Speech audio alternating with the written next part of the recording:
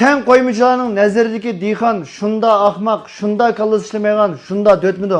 Salam dostlar, bir taldan jürgünü bırakkan bolsаңlar. Kuyulup atkanının hemmisi diyhan. Aldınıp atkanının hemmisi diyhan.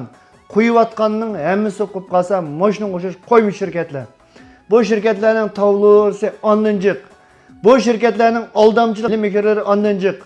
Sizge şirketteyken kıldım deydi. Can sorunuzu kıp koydu. Can sorunuzu kıldı yo.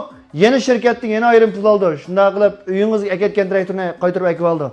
Muşna bir kadar aldamcılık bilen muş cemiyetteki bazı bir diyhallarımız kuyuvatkanlığa bek içim sıyrıldı. Şunlaşkan muş filmga bir taldan yüreğim bir ötüp yoki şodu düy yoki alt rakam yollap koygan bolsаңlar kuyulganның hemmisi diyhan. Diyhan şunçular dötmüdü. Diyhan fakat ah köngüllügiden akıllıqlıqdan koyulup tutudu. Akıllık adam qanda koyuldu deysiz. Akıllık adam özünün menfaatidan mı kişinin menfaatini oylaydı.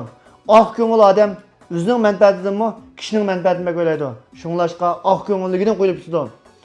Nurgun şirketler kuyulganның hemmisi ah köngül diyhan. Hatta 7-8 min koy 1 milyon pul. Onu kanun organlarımız bitirip qanmadı mı dep nurgullarına soraysızlar. Kanun organları kıvatıdı. Aldınıp qanmaydısınız, bizni qo'shilishni unutib qolmang. Bir shirkatni Bijil Bisining nomiga, Kilarjli Bisining nomiga, Kilarjli Yembi Yangonning nomiga qilib, bu loban pulni yeb qajlayverdi, aldaverdi, qo'yilganlar qo'yilaverdi. Agar siz ko'nglingizdan qaynab turib, shuna aldanganligini men bilitim.